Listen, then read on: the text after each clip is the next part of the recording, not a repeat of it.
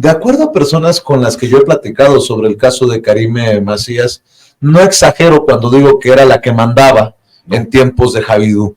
Y de acuerdo a información con la que cuentas y que has compartido, y te agradezco siempre la generosidad, los números no mienten, son fríos, y tengo información de que se constituyeron al menos 32 empresas o personas morales, mismas que pues han dado una investigación o materia de investigación para hablar de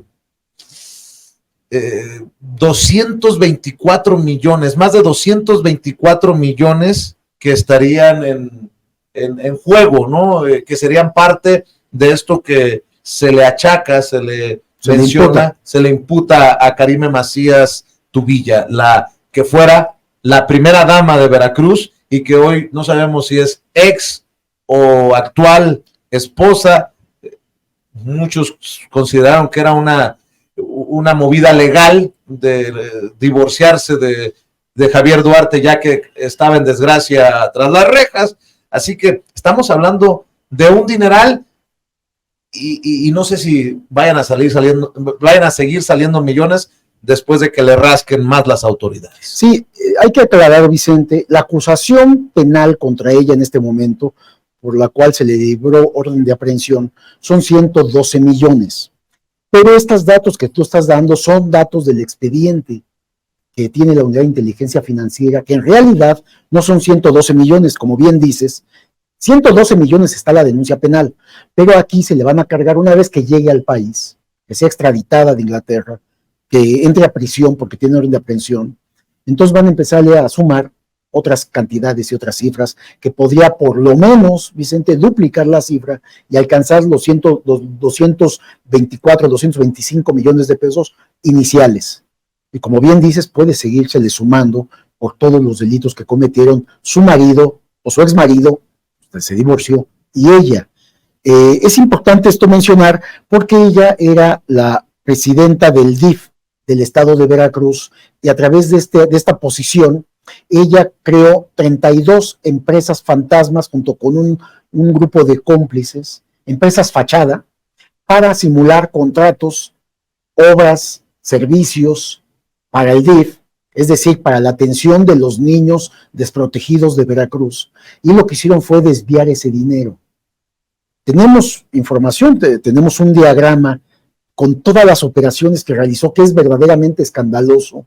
Ver todo este organigrama, tratarlo de entender, de dislucidar, de leerlo, porque hay todo el cruce, están todas las empresas que utilizó, están todos los prestanombres, están toda la simulación que montó, todo este montaje que hizo en operaciones financieras para desviar recursos públicos del gobierno del estado de Veracruz, cuando su entonces esposo era gobernador y ella era presidenta del DIF, que además esto significa una enorme injusticia. Iba a decir dolor, por supuesto, porque cuando tiene que atenderse, el DIF atiende a los niños más desprotegidos, darles cuidado, atención, crear centros de atención para los niños huérfanos, para los niños en extrema pobreza. Se desviaba dinero público de esta área.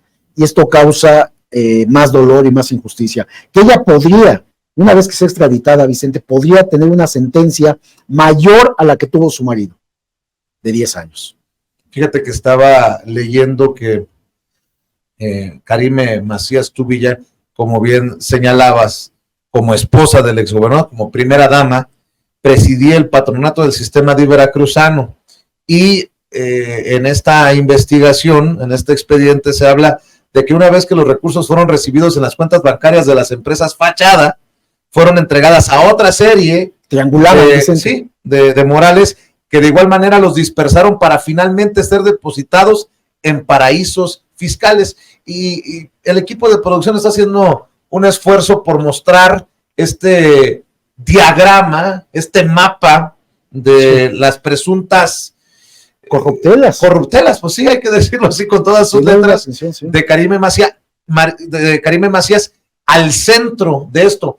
Por eso yo insisto en que, de acuerdo a lo que me han contado muchas personas, la que verdaderamente mandaba y movía los dineros era precisamente la primera, ex primera dama de Veracruz. Aunque hay que decir que no seguramente, sino que así fue. Javier Duarte robó mucho más. Hablamos de miles de millones de pesos, Vicente. Acá se habla de cientos de millones. Bueno, hay que entender también que todo el presupuesto del gobierno del estado de Veracruz estaba bajo control del gobernador. De ahí que, sin embargo, también beneficiaba a su mujer con una pizcacha del presupuesto público, pizcacha que estamos viendo aquí por lo pronto, con estos documentos, con toda esta información que estábamos señalando en este organigrama, amplio organigrama.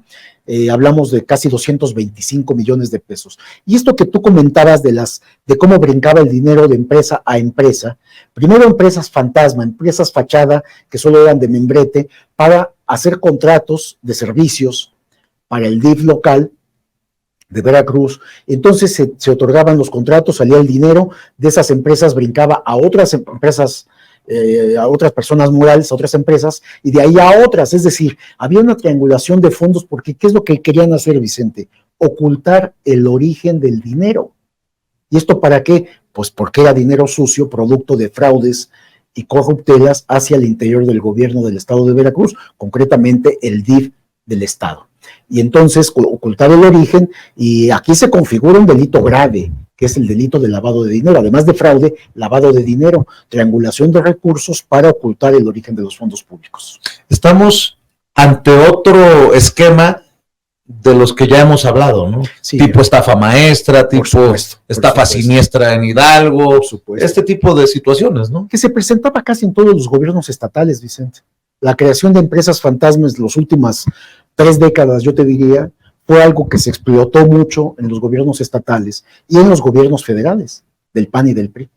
Acuérdate que también estaban involucrados la Secretaría de Gobernación, la Secretaría de Seguridad Pública, otros órganos de seguridad del Estado en este tipo de operaciones de empresas fantasmas.